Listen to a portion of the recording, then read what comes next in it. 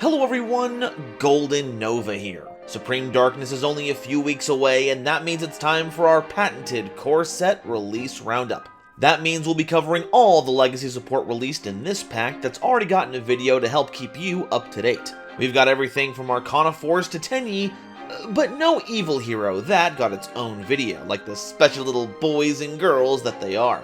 Oh, and as per usual with the release roundups, the localization names are coming out as we're producing this episode, so if some of the names don't match up with what actually gets printed, that's why that's happening. So get settled in, cause it's time for the Supreme Darkness release roundup.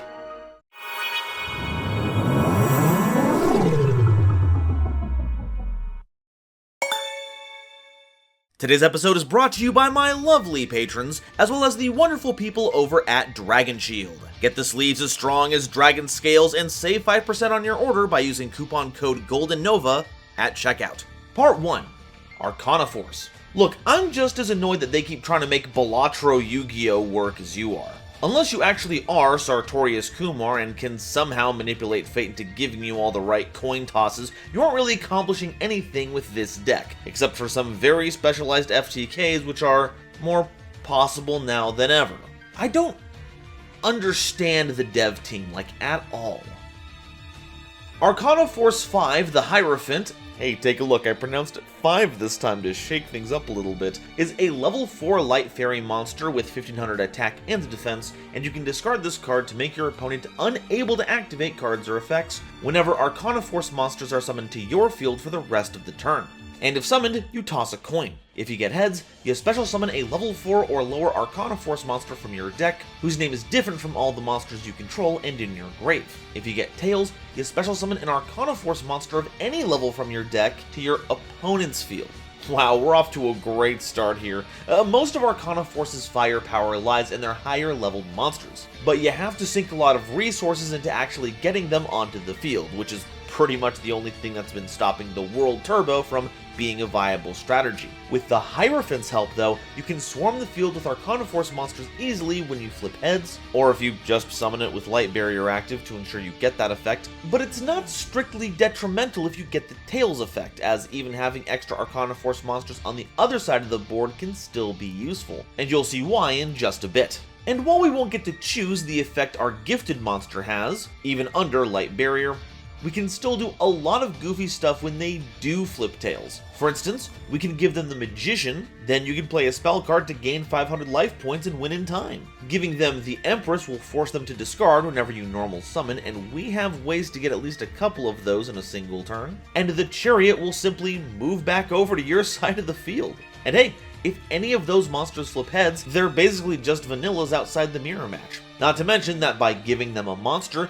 you shut down a ton of cards whose restriction is having an empty board.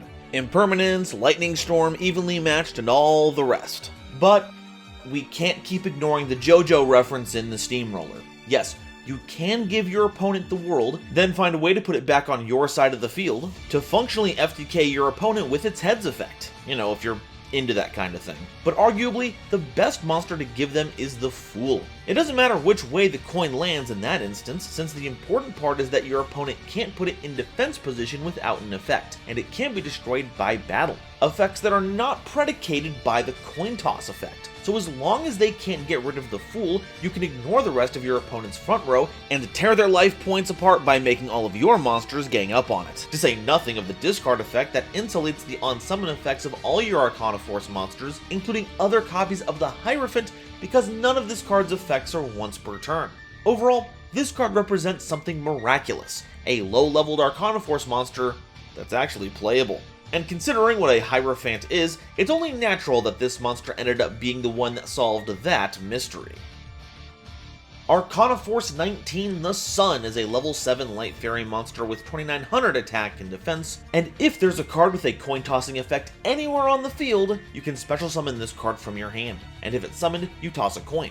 If you get heads, you set a spell card from your deck that has a coin tossing effect to your field, and if you get tails, you destroy all cards in the spell and trap zones. Now, this is the kind of support we like to see. It's tremendously easy to summon and grabs you any of your archetypal support spells. As for the options, we have Arcana Reading, which can effectively make this effect into a monster search while netting you an extra normal summon, Light Barrier, need I say more, and arguably Cup of Ace, which despite being a Sartorius card, doesn't get the flip control benefit from Light Barrier, so you're probably not running that. Unless you're one of those filthy Sub Replay Friday subscribers. Plus, 2 new spell cards that we'll get into soon. And remember that we can grab any other spell that flips coins. But currently those cards are limited to like second coin toss, which you'll never need if you have Light Barrier on board, as well as Dark Sanctuary and Ancient Warriors Saga East by South Winds. But let's leave the bizarre hybrid decks cooking to Sarah Hyde's Chaos format. The Sun also continues the trend of the most recent Arcana Force monsters not having strictly bad Tails effects. For instance, when it flips Tails, the Fiend is a Dark Hole when it attacks, whereas this card does a great Heavy Storm impression. Although this version doesn't touch field spells, so the good news is that your Light Barrier gets to stick around while you sully all the fun of anyone playing a trap card deck. The bad news is that it won't deal with any problematic field spells that your opponent is playing, like Necro Valley or Secret Village. Oh, and did I mention that this card is big? For a monster that is, for all intents and purposes, an extender, it's a massive body that can take on many different threats single-handedly. So, even if you get stopped, your opponent's gonna have to summon a pretty tough monster to deal with the Sun in battle. Which, I mean, makes sense, you know, it's the Sun. You know, staple of our daily lives, enormous ball of burning gas floating out there in space, the celestial body that makes Jupiter feel inadequate, that Sun?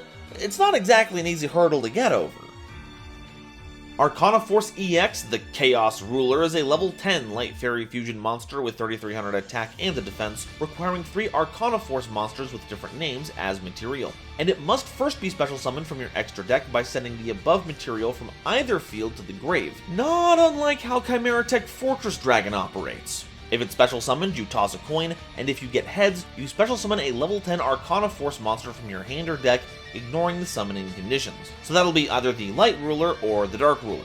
And if you get tails, you add any card with a coin tossing effect from your deck to your hand. And if Light Barrier is in a field zone, your opponent can't activate monster effects on the field. Good lord! Konami is never going to beat the fixing unplayable archetypes with floodgates allegations now, are they? Well, no matter what you think about that, this card is truly ridiculous. Getting the materials on board isn't nearly as hard as it used to be thanks to the Hierophant putting an Arcana Force onto the board no matter which result you get, and the Sun just being able to drop out of your hand for free simply by having another coin flipper on the field is outrageous. Heck, because the Chaos Ruler lives in your extra deck, it's actually easier to summon than the Light and Dark Rulers, since you don't need to search it out. And if you have Hierophant and Sun in your hand, you can even get to this monster without Light Barrier, even if you flip nothing but tails. Moving on to the coin flip, we've got another tails effect that isn't specifically bad for you, but that's actually been a trend for EX monsters in general, not just the newer Arcana Force monsters. And in this case, there's no real interpretation to be had, this just searches you a coin-tossing card. Simple, but effective. So much so that it's almost preferable to the heads effect. And while that heads effect does net you another massive beat stick, that's basically all the Light and Dark Rulers are. Very little utility and almost no protection. They're basically just here to smash face. But with that floodgate effect, I don't think we're gonna need it. A one-sided Mystic Mine for monster effects on the field is horrifying. And sure, your opponent can still attack, but this thing's packing 3300 attack, why would they even want to? But, believe it or no, this is a one-sided floodgate effect with flavor, as this effect was originally stapled to Light Barrier in the anime, so we can give it some credit for that, right? And because it works like Chimera Tech Fortress Dragon, it's going to make the previously unheard of Arcana Force mirror matches a riot. With both players getting their boards scooped up left and right every turn, it'll quickly descend into chaos. Arcana Spread is a normal spell card that tosses a coin on activation. If you get heads, you special summon a level 4 or lower Arcana Force monster from your deck. If you get tails, you special summon any monster with a coin tossing effect from your grave. But like Arcana Reading, if Light Barrier is on the field, you choose which effect you get. And you can banish this card from your grave to add a card with a coin tossing effect from your grave to your hand. but you can only use one effect of this card per turn, and only once per turn. So what we have here is an on-theme emergency teleport that can double as a monster reborn or the warrior returning alive, depending on which mood RNGesus is in. While the heads effect does summon any level 4 or lower Arcana Force, be real with me, you're only really summoning the Hierophant, which potentially goes into any Arcana Force monster you would have gone into anyway. Nothing else is actually really worth it. And unlike our last support card, Arcana Reading, the Tails effect does not brutally punish us for being bad at coin flips. While it can still whiff if you lose Light Barrier and have no valid targets in grave, it can summon anything with a coin tossing effect, even off-theme monsters. So hilariously, we have some cross-character synergy going on here, as we can play our favorite American cheater's newest retrained boss monster, Desperado Barrel Dragon, to blast a few of our opponent's cards into oblivion. And beyond that, when this goes to the grave, it can actually search any level 7 or lower Arcana Force monster because they all flip coins. And speaking of the grave, Banishing Spread will let you recycle Hierophants, Suns, and Fiends so that we can easily rebuild our field whenever it gets broken, or Temperance for when we need to keep ourselves alive. In other words, it does a good job at spreading the good word of the Light of Destruction, which, contrary to popular belief, is not a cult. Because it takes place on a school campus, it's something far worse. A fraternity! You'll be getting donation request emails for all eternity.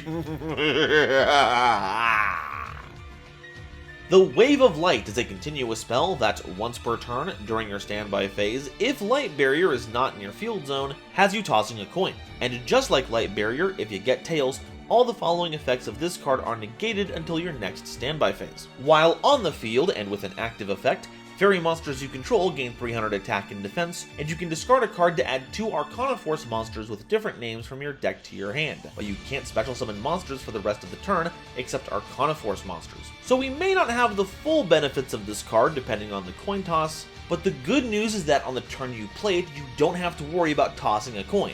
It'll only check during the next standby phase if it needs to negate. So if you're worried that Lady Luck isn't on your side of the table, you've got some time to make the most out of it before things go kaput. Now, while this is a continuous spell, we can think of this as an on-theme Machina redeployment, a card specifically used to bait out your opponent's Ash Blossoms. Okay, funnies aside, it's wonderful to finally have a card that grants such great consistency to a deck that was previously such an unplayable mess. The Arcana Force lock is a little annoying with the search effect, but considering how easily we can set up the world's functional FTK now, that's not gonna matter. But if you want to actually keep all of your friends at your locals, we can easily build an OTK instead. And the 300 attack boost on all your on-theme monsters helps with that immensely. And would you believe that you can assemble this OTK with only this card and any discard? Let's go over how that works. First, play the Wave of Light. Then, discard a card to grab the Sun and the Fiend. Discard the Fiend to add Light Barrier from your deck to your hand, and activate it immediately. Since we now have a card on the field that tosses a coin, we can now special summon the Sun. Choose the Heads effect, which will set Arcana Spread from your deck. Activate it, choosing the Heads effect again to special summon the Hierophant from your deck. Now, honestly, it doesn't matter which of these effects we go for here, but it's best to choose the Tails effect so that you're not restricted to the level of the monster that you can summon. Now that our opponent has their own Arcana Force monster, we'll send 3 monsters on the field to the graveyard, the Arcana Force monster our opponent now has, and our 2 monsters, to summon the Chaos Ruler, choosing its Heads effect to summon the Dark Ruler from your hand or deck, choosing the Heads effect for the double attack. And if your opponent's not able to challenge any of these effects, it represents a cool 12,000 plus damage off of 2 cards. Not to mention that we didn't even normal summon in any of this. So if we have just one more monster in hand that we can normal summon, we can give our opponent the Fool off of the Hierophant's effect instead, letting our normal summon give us the 3rd material, guaranteeing that we land every point of damage. And the fact that I can sit here and read all of this off to you, oh, by the way, Pillock wrote the Arcana Force section of this video, thank you very much, blows my mind. The fact that Arcana Force at all can threaten lethal so quickly without ever having to touch the world is baffling. This cannot and should not be true, and yet here we are, living in the world where the Dark Ruler is a credible combat threat. You know what? I don't think we need Duel Links or Speed Duels anymore. None of them are different now, because if we can just have skills in the game in the form of boss monsters that solve all of our deck's problems, then we can just call it a day. I mean, Arcana Force is still bad, but it's the principle of the thing, you know? Part 2, Atlantean. Atlantean Mermails, Water's favorite deck, setting the standard for so much of what the attribute would come to be known for many, many, many, many years. Triggering effects when being sent to the grave as cost, massive Xyz monsters, and hand looping. Joy. And it appears they're getting a follow-up wave of support in Supreme Darkness. So let's see if any of these leave a sour taste in our card economy, or if they're actually trying to play fair Yu-Gi-Oh! Poseidra, the Storming Atlantean, is a level 7 Water Sea Serpent monster with 2800 attack and 1600 defense, and while on the field, your opponent's monsters can't target this card for attacks while you control a monster other than a copy of this card. Way to get around the attack lock, devs. You can send one other water monster from your hand or face up on the field to the grave to special summon this card from your hand, and if this card is normal or special summoned, you can send an Atlantean or Mermail monster from your deck to the grave, then target a card your opponent controls and return it to the hand. This card is pretty nasty, especially when it comes to developing your boss monsters. To get it onto the field, you're potentially triggering one of your Merlantians that you have in rotation, and once it hits the field, you can pull one right out of your own deck too. So that's 2 triggers, and you get to bounce a card and summon a gigantic creature. Even if you don't land another level 7 monster to make an Xyz with, this thing hits like a truck, proving once again that if you want to enhance the power of an archetype, all you have to do is add in a little war chariot. Foreshadowing is a narrative device that Abyss Strike, the Atlantean Spirit, is a rank 7 Water Sea Serpent Xyz monster with 2100 attack and 2800 defense, requiring 2 or more level 7 water monsters as material. Water monsters you control gain 300 attack and defense for each material attached to this card, and if this card is Xyz summoned, you can target one level 7 or lower Fry type monster in your grave and special summon it. You can also detach a material from this card to set an Abyss - trap card from your deck to your field. Sadly, the dash there is compulsory, locking you out of some very funny Abyss Actor and Burning Abyss picks, but we still have some nifty options. Sphere was a mainstay of the strategy, but the new Team can potentially help keep your hand stocked up. It's not an immediate draw, mind you, but can get you into some sweet hand traps to mess up your opponent. And that's just the search effect. It gets you back a big level 7 monster on summon, which can help you trigger Storming Poseidon again, as well as getting you more material to work with. Or you can get one of your lower leveled monsters. Getting back Neptibus, the Atlantean Prince, is a surefire way to continue your strategy into infinity. And let's not forget that attack buff, providing 600 at minimum to every monster on your board. And like I said, that's a minimum. Because you can use 2 or more material, you can stack even more level 7 waters to make your board even more lethal. All in all, it's a great improvement over the previous version of Abyss Strike, especially the all-gold armor. Careful there, you might start outdoing Eldritch if you keep going like that. Not that I'm complaining. Abyss Team is a normal trap card that draws you cards equal to the number of different monster types among monsters you control that are fish, sea serpent, or aqua. Also, you can't special summon from the extra deck until the end of your next turn after this card resolves, except water monsters. And if any number of face-up water monsters you control are destroyed by a battle or card effect while this card is in your grave, you can banish this card from your grave to add a Mermail monster from your grave or banishment to your hand. Yeah, I did kind of talk about this in the last paragraph before actually revealing it, so here it is, and it's a pretty sweet card. It's searchable, you get some sick card advantage off of it, and effectively puts a floating effect on all your water monsters to put a Mermail back into your hand. As a support card, I would have really preferred this be a spell, but we play the cards we have, not the cards we custom. Honestly, it's really just cool to see the different factions coming together. This kind of scene is actually pretty rare in cards that are part of a storyline. Crossing your spears might be a little explicit, but this is Merfolk. They have a different culture about this stuff. Part 3. Crystron.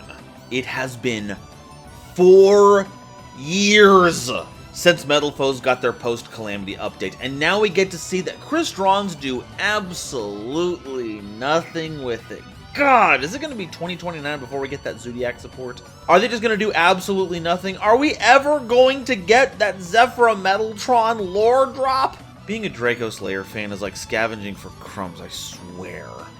Crystron Tristalos is a level 2 Water Machine Tuner monster with 800 attack and 2000 defense, and when your opponent activates a card or effect, as a quick effect, you can special summon a Crystron monster from your deck, except a copy of this card, then immediately after this effect resolves, synchro summon a machine monster using this monster that you control. You can banish this card from your grave to destroy a synchro monster you control, and if you do, special summon 2 Crystron monsters from your deck. Also, you can't special summon from the extra deck for the rest of the turn, except machine monsters. Oh, thank God, we've kept it so we can still pendulum summon our Dino Mists. What I like about this is, because this can pull from the deck, you can make just about any of the base level Crystron synchro monsters. So while we can't activate it at our leisure during our opponent's turn, responding to your opponent is the next best thing. Heck, that means you can even do this during your own turn if your opponent has their own quick effects. And not only will you get that Synchro's benefit, you can also cash in that Synchro for more Crystrons with our Graveyard effect. Not only does that get you more material, all your Crystron Synchros have floating effects that will get you another Crystron back when destroyed,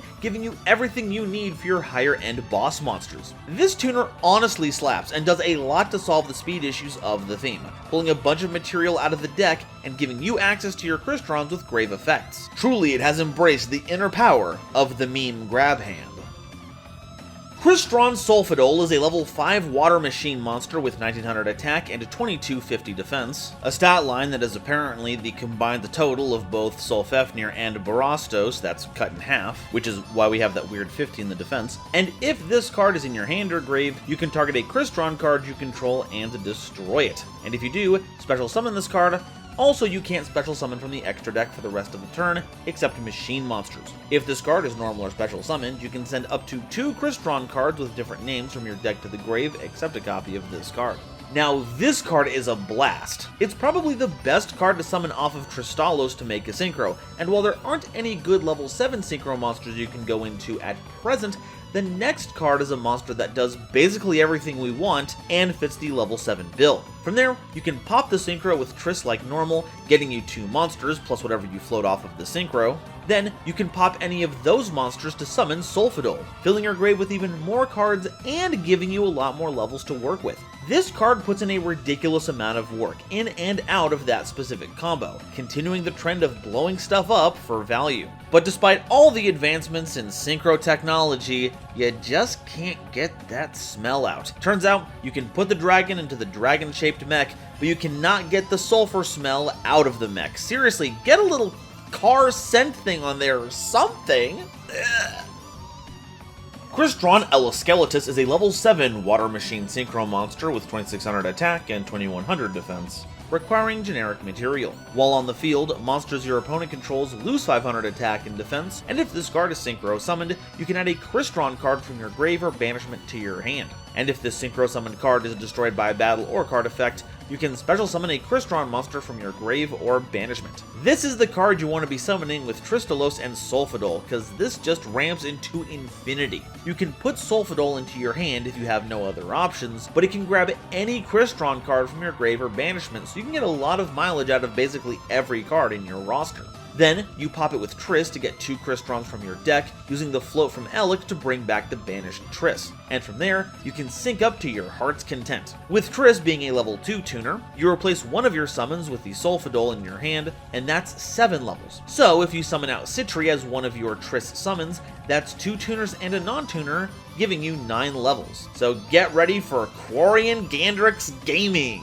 It's probably one of the toughest synchros to field, utilizing the secret double tuning technique, and Triss handles it all by itself if your opponent activates literally anything in front of it. I'm looking forward to the maneuvers that get cooked up with this, and it even comes with the most powerful handshake known to man. Seriously, look at that arm posturing. Looks like this robot's about to hit me with the politeness laser. Crystron Inclusion is a continuous spell card that, when activated, adds a Crystron card from your deck to your hand, except a copy of this card. The first time each Crystron monster would be destroyed by battle each turn, it is not, and you can banish this card from your grave to target a Crystron monster in your grave and special summon it. This is kinda weird, so we have a search effect, which is nice, and a graveyard effect that's really good, but because it's a continuous spell, it kind of sticks around on the field instead of getting set up in the graveyard.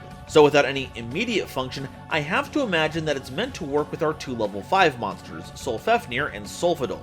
Both of them, in their own way, involve destroying one of your cards to keep them on board, and so having a spare Crystron card on hand to do that with is pretty special. In fact, you can activate Inclusion to grab Solfadol specifically, and then pop the Inclusion for the free summon while loading up your grave. And boom, no normal summon required. Heck, you know how I said that Tristalos represents Corian Gandrix if your opponent does anything? Inclusion is Corian Gandrix by itself. Activate it, grab Solfadol, pop the Inclusion to summon Solfadol. Then use its effect to send Fistvern and Smyger from your deck to the grave. Banish Fistvern and grab yourself Tristalos, using your normal summon to put it onto the board. Then sync the two together for Eloskeletus, putting back any of the Crystron monsters in your grave back into your hand. It literally doesn't matter. The only one you have to leave there is Tristalos, because you'll be banishing it to pop the Eloskeletus, summoning out Citri and Solfafnir. Use Eloskeletus' floating effect to get you Tristalos, and that is the exact formula you need for a Corian Gandrix. And from here, you can banish the Smyger for any of your on-theme spell and trap cards. And we've got a really good one coming up in just a bit. But, you know, instead of all that, I guess you could keep it around for the battle protection. But once per turn each, pass. Especially since the Grave effect is also a Monster Reborn. Truly, this is an all-inclusive package, which the name of the card is begging me to end on for the joke, but I've got to respect that the little droid there wants to spend their time pondering the orb. Crystron Cluster is a continuous trap card that keeps all your Crystron cards from being banished by your opponent's card effects. You can target one face-up card on the field, or up to 2 if you control a Crystron Synchro monster, then on resolution, shuffle a Crystron card from your grave or banishment into the deck, except a copy of this card, and if you do, destroy the targeted cards. Wow, that is goofy! The protection is probably meant to be a protection against Bosteros' effect, because it loves banishing spell and trap cards, but the removal effect is bonkers. At any time, you can shuffle a card back into your deck to pop 2 under the condition that you have one of your boss monsters online. And if you don't, you still get to pop a single card. Targeted destruction is pretty passe nowadays, but when you can do it at almost any time at all, it's hard to argue with the results. And don't worry, you get Smyger engraved like we talked about earlier, and you can actually search this out, giving you consistent access to what has to be Icarus attack if you loaded it into a rail cannon. You literally have a cluster bomb in your deck. How do you not play this? Part 4. Fiendsmith. Some themes come right out the gate swinging like they have a rocket strapped to their bats, and you wonder how they could be allowed to get even more legacy support. Fiendsmith has, thankfully, been pretty tame since its first release. While the new cards still have great impact, they haven't been as earth-shattering as their initial outing. But thankfully, there is one aspect about them that they have refused to take their foot off the gas for, and that is their coolness factor. So as the pit of power creep slowly sinks Fiendsmith into the rogue category, let's see what they have in the roster now. Fiendsmith Rex Tremende is a level 9 light fiend fusion monster with 3000 attack and 3600 defense, requiring a Fiendsmith fusion monster and another fusion or link monster as material. It's unaffected by card effects except for Fiendsmith cards while equipped with a Fiendsmith equip spell, and if this card is fusion summoned, you can discard a card to send a light fiend monster from your deck or extra deck to the grave. And if this card is sent to the grave, you can target one other Fiendsmith card in your grave or banishment and add it to your hand. So while you have to use exclusively extra deck monsters to make this, the fact that you have Sequencia to use material from your grave makes it pretty simple to access, as long as you use a different fusion effect to get the fusion monster in question into rotation. Or, you know, use all the effects that love to vent our cards from the extra deck to the grave, that works too. Heck, they love it so much that Rex does it on summon as well. And while it's on the field, it's pretty easy to turn into a Towers, especially if you attached Agnum Day to it. We're looking at a 4800 attack monster with piercing there, and if your opponent gets rid of the equip spell and bowls this over, you get a card back for free. Now granted, Desiree's Negate is probably more impactful as a way to shut down the opponent, but as a way to end the game, Rex clears, easy. And boy howdy did they pick a weapon to presumably cap things off with. The sniper rifle laser crossbow with the Fiend Eye as the scope, that is straight out of the Grade Schooler Doodles Cool Anime Nonsense starter kit, which I say with complete reverence, this card rules. Fiendsmith's Kyrie is a normal trap card that, for the turn it's activated, keeps your Light Fiend monsters from being destroyed by battle. Also, any battle damage you take is halved. You can also banish this card from your grave to fusion summon a Fiendsmith fusion monster from your extra deck, using monsters you control and or are in your spell and trap card zone that are equipped to a Fiendsmith monster as material. Now, the activated effect of this card, it sucks. Dog do. Battle protection, damage halving, what is this, Cyber Dark Impact? I don't know my packs. But the grave effect, it is a great fusion effect that doesn't lock you out of anything, and that you can use at quick effect speed. Kyrie is probably at the top of the list for cards that should be sent to the grave with your Fiendsmith effects, and might prompt more usage of cards like Foolish Burial Goods if they haven't been already. But that's really all there is to say on the matter. Now, I think the cards want me to spend more time talking about them, but sorry kitten, this episode's gone on long enough as it is. So, we're calling it for part 1. But stay tuned, because we still have a ton of cards left to cover, with new additions to decks like Gladiator Beast, Speedroids, and the Poker Knights? That's funky. So make sure you hit that subscribe button and share this video around to help it out, and I'll see you again later for part 2. Today's episode is brought to you by Dragon Shield. Get the sleeves as strong as dragon scales and get 5% off your order by using the coupon code GoldenNova at checkout. It was also brought to you by my lovely patrons, including this month's illustrious Quasar Commanders, Upstairs Media, and Natiel Lee Alexander, Nebula Navigators 3rd Dynasty, 50 Gigabytes, Ada Basilisk, Adam Zajdel, Ancient Wizard, Andrew Newman, Battle Axe, Kane Senpai, Chibi Gohan, Christopher Fuss, Clockswork, Comrade Cobblebottom, Eric, Frankie, Garland Chaos, Going It/Its for the Bit/Bits, Great Big Pillock, Hair Bear, Happy Majin, Harry the Ominous Benefactor, Iron Zero, Iskander 711, Carp, Marion James E. Picata, Millennia Asta, Muse Clark, Neon Yaminair,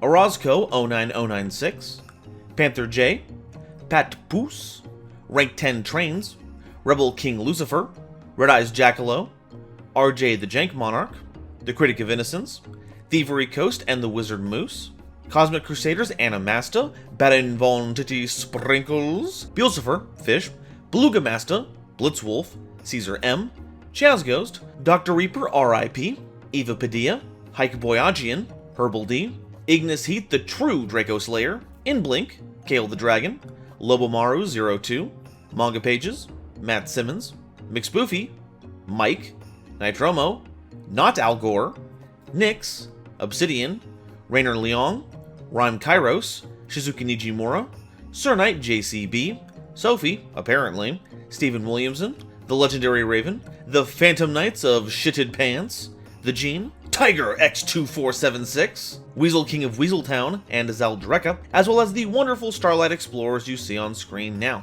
If you'd like to help me in my journey to cover all of Yu-Gi-Oh's archetypes, get my videos early, be a part of these credits and other awesome perks, it would mean the world to me if you would check out the link to my Patreon in the description or consider joining as a YouTube member. And if you'd like to see the original videos of any of these themes, check out this playlist that has them all. Thank you all so much for watching, and I'll see you next time.